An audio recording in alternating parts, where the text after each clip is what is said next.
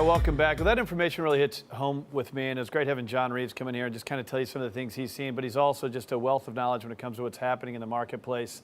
So I hope you got a lot out of that. Never forget that if you have questions, you can visit us at craigsewing.com. If you've served in our military, love to help you in any way, shape, or form, whether it's real estate, your financial plan, or anything along those lines. A lot of the inquiries we get just happen to be about the comments on my show. More KCBQ 1170 AM than necessarily the American Dream. It's just people sharing their opinions. And it's great. I love whether we get positive or negative feedback. It's always good to know when we engage our audience. And one of the hot topics, and I think this is going to be now and forever, is politics and what's happening out there. And certainly as we approach a midterm election. So we got a special guest here, and I'm going to go ahead and roll tape, and we'll bring him on. All around us, we are proud, creative, bold, daring, diverse, strong Americans. Californians, San Diegans. We can't be told the reform isn't possible, or our nation can't be better with new ideas. We don't have to accept the tired faces of the past. This is the present. Our future is bountiful, with the possibilities of a better day. There's a new way, a new approach for a new time, a problem solver who isn't afraid to be different.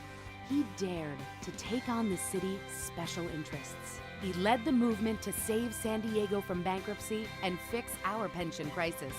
He believes in equality and diversity and is a defender of our personal freedoms. Beauty.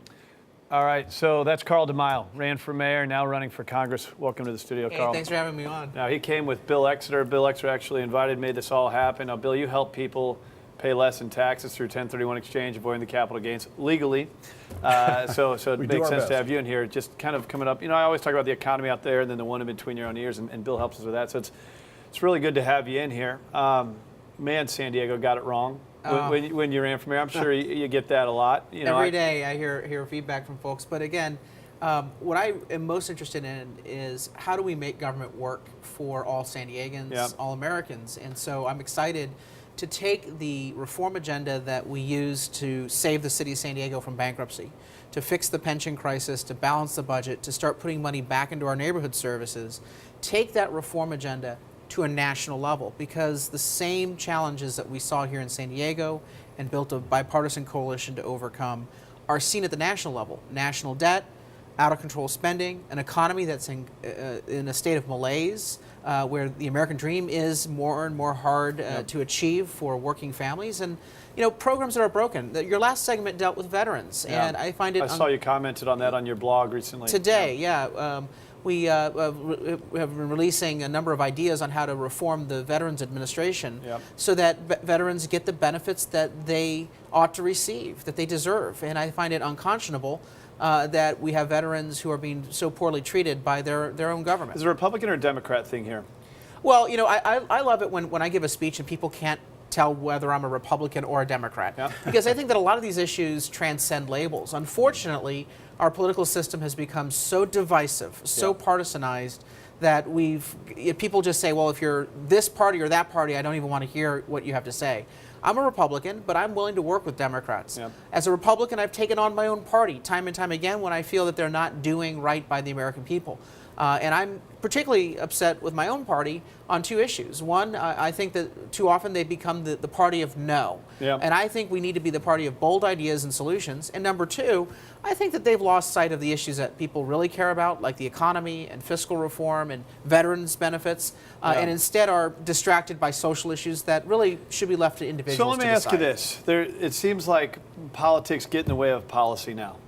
So are you sure you want to get into politics on the national level? I mean, Congress is what, in an 8% approval rating? When I decided to run for San Diego City Council, people thought I was nuts. They said, one person can't make a big difference. Why in the world would you want to leave a successful career in business to get involved in the dirty and just frustrating world of politics? And I said, if good people don't step forward and try to tackle these issues and try solving these problems, then we are really in a sorry shape as a country. The American dream, I believe, can be restored. I believe that our government can provide a positive role in people's lives if held accountable. And I also believe that there are a lot of things that the American people deserve to decide on their own through personal freedoms. And I don't want some government bureaucrat and I don't want some Washington politician telling people how to live their lives. So these are issues that I'm passionate about.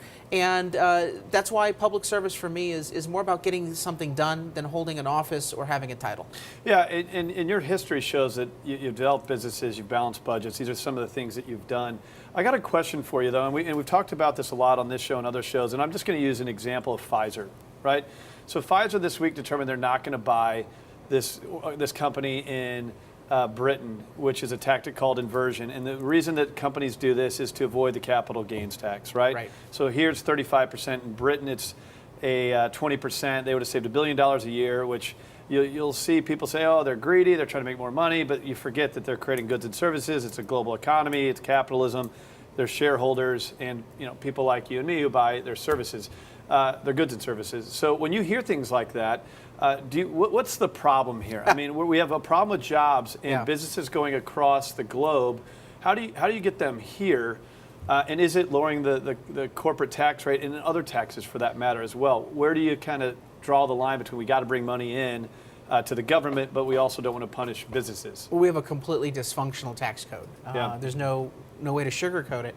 You have a tax code where some people are getting off scot-free without paying any taxes whatsoever. Yep. If you have the money to hire a lawyer, a lobbyist, a CPA, you can navigate the complexity of the U.S. tax code and pretty much not pay your fair share.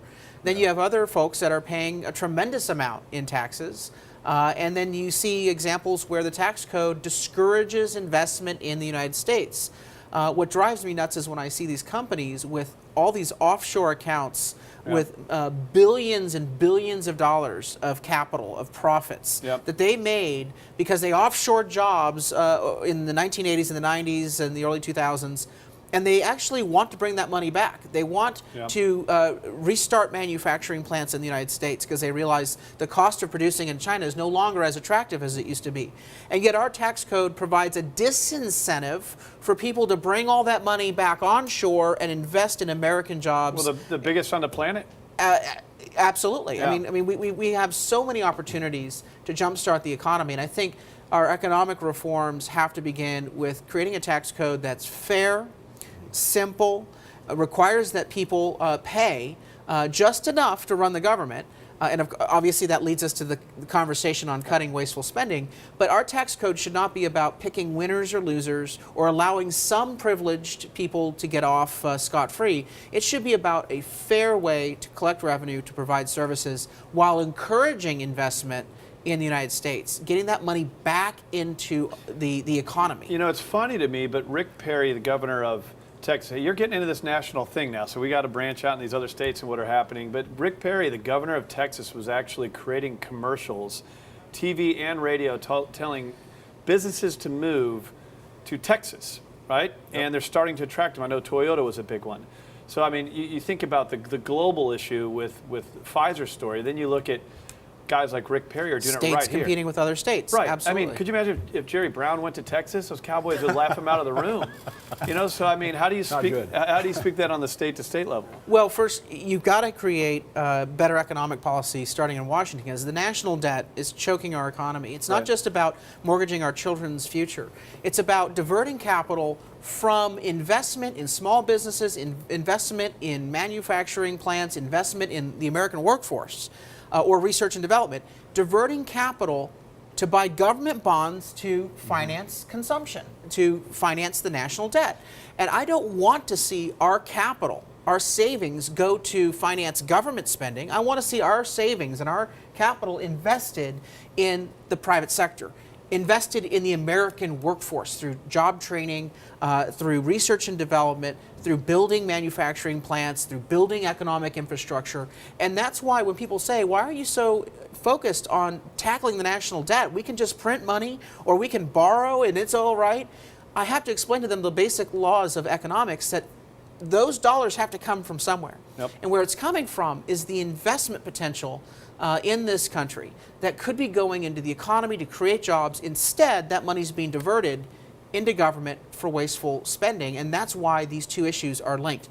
Fiscal policy has to be addressed, but also economic policy in terms of a new tax code, cutting red tape on the private sector to encourage people to want to start their first company, to expand, to invest, to grow the job base. So I've heard you say policy. Yeah. What about politics? How do you get this stuff to work? You have this two-party system, essentially. No one knows about any other parties. It couldn't be more polarized. You have Congress with an 8% approval rating. Right. So to really get anything done, not only that, but to play the game in the media and to get the message out in a way that gets American people to react, which I think people are more disengaged now than ever because they're so sick of it all. How do you drive those policies that you believe in through a political system that's absolutely broken? Well, I think we have to change how we look at our elected officials. I don't believe that party labels should be what you look at when you make a decision on who you're going to support. I believe you should look at the person's ideas, their character, and their ability to get things done. And I don't care whether a Democrat offers an idea. If it's a good idea, I'm going to support it.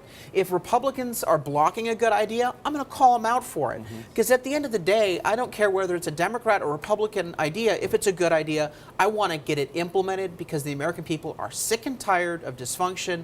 They are absolutely sick and tired of these same issues happening year after year after year. We have the same debates. I bet you any money if you rewound the clock and went back 5 years, 10 years, you'd find that we're arguing over the same things and we're not seeing very much progress. That's what we have to attack in the political system. And both political parties are to blame. Both political parties play the shiny object game where they go on witch hunts or they try distracting the American people on issues that really don't have they're already a starting role to do at with the federal you. level. Oh, You know, absolutely. I mean, obviously on the social issues, you've come out, you're a gay Republican. Now, does that confuse Democrats or Republicans more? I think the national media in San Diego, they must love you.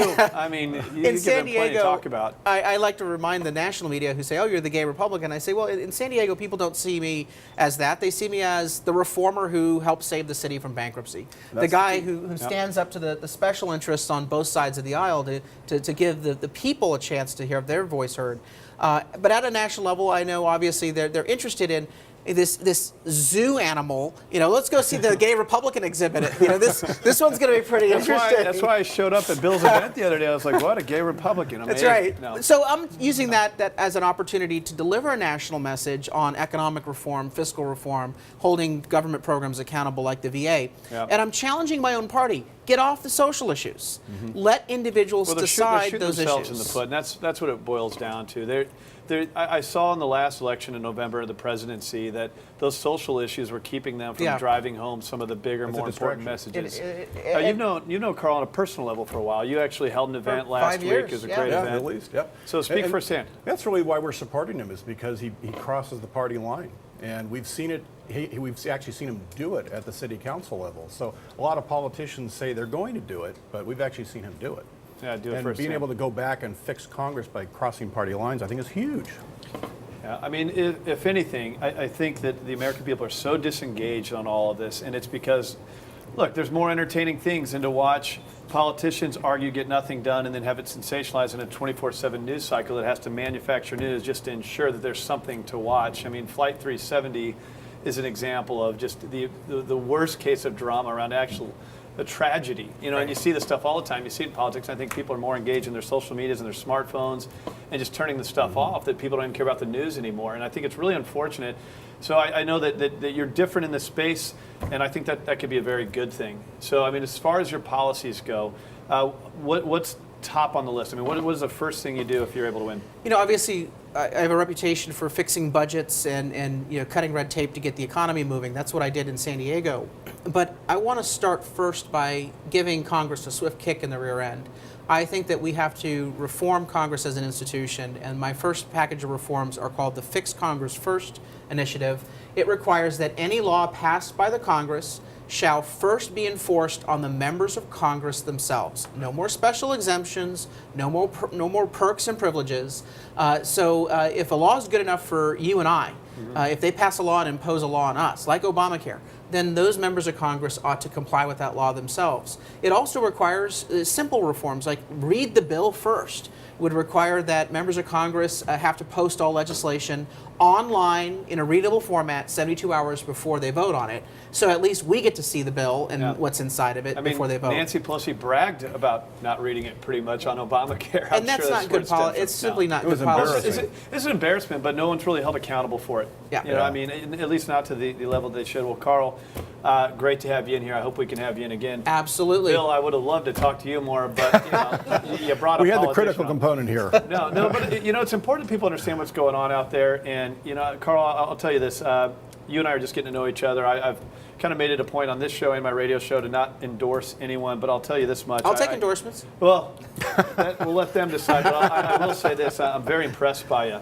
Thank you. I saw a debate amongst you and Bonnie DeMonis and Filner and Nathan Fletcher leading up to the mayoral race, and I just don't know how they picked that one out all four. You know, I look for authenticity, and whether you agree with somebody or not, I do feel like you're authentic. I think your message is real. I think you have a passion. I think we have that in common on helping people, so I appreciate you coming in. Bill, appreciate you setting it up Our for us. pleasure. We'll do it again, hopefully. Thanks so much. You can visit carldemaio.com if you want to support Carl. Coming up next, we're going to get back into the financial markets, real estate market, really trying to empower you and engage you. If you have any questions, craigsewing.com.